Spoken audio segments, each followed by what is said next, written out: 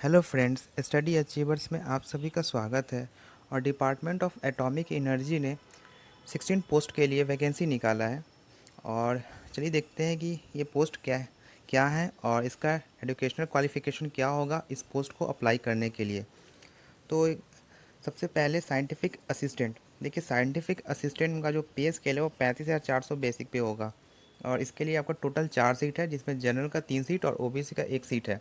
इसके जो educational qualification है, अगर आप बीएससी किए हैं फिजिक्स मैथ्स या केमिस्ट्री में से कोई भी एक सब्जेक्ट आपका ऑनर्स हो, और जो 2 सब्जेक्ट है वो आपका 2 सब्जेक्ट ऑनर्स के साथ होना चाहिए, तो आप इस फॉर्म को अप्लाई कर सकते हैं।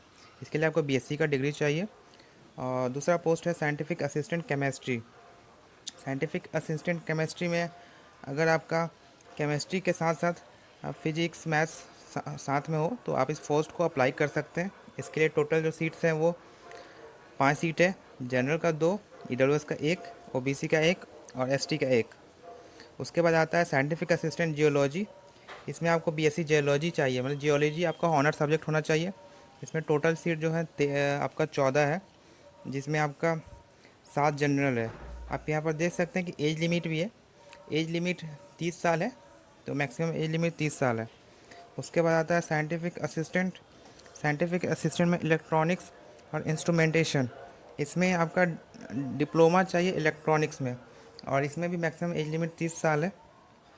उसके बाद आता है साइंटिफिक असिस्टेंट कंप्यूटर साइंस और आईटी। इसमें आपका बीएससी कंप्यूटर साइंस होना चाहिए, या तो इलेक्ट्रॉनिक्स इन कंप्यूटर साइंस होना चाहिए, या अगर आपके पास डिप्लोमा है आईटी में या बीटेक किए हैं कंप्यूटर साइंस है, तो भी आप इस फॉर्म को इस पोस्ट को अप्लाई कर सकते हैं। इसमें जो एज लिमिट है वो मैक्सिमम 30 साल है। उसके बाद साइंटिफिक असिस्टेंट, इसमें डिप्लोमा चाहिए इलेक्ट्रिकल इंजीनियरिंग के में, और इसमें जो आपका टोटल सीट्स है वो एक ही है जनरल का। साइंटिफिक असिस्टेंट सिविल, इसमें डिप्लोमा चाहिए civil engineering with minimum 60% marks. इसमें जो मैक्सिमम एज लिमिट है 30 साल और सीट्स है वो एक है। टेक्नीशियन, अब ये टेक्नीशियन एक ग्रुप सी का पोस्ट है। वो ये जो 7 पोस्ट था मैंने जो ऊपर बताया वो ग्रुप बी का पोस्ट था। इसमें जो पे स्केल है आपका 21,700 हो जाएगा। और इसमें चाहिए कि अगर आप 12th में 60% आपका मार्क्स है और आपका आईटी इलेक्ट्रॉनिक्स अगर आईटीआई किए हैं आप, तो आप इस पोस्ट को अप्लाई कर सकते हैं। मैक्सिमम एज लिमिट 25 साल है।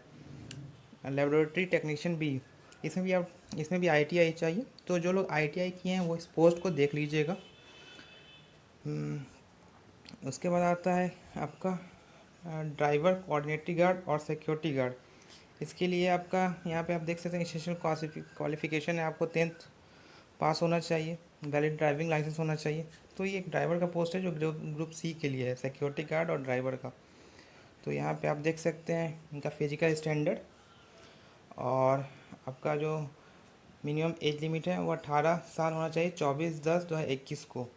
जो आपका एप्लीकेशन फ़ी है वो scientific assistant 200, technician 100, upper division clerk 100 रुपया, ड्राइवर 100 रुपया, सिक्योरिटी गार्ड 100 रुपया।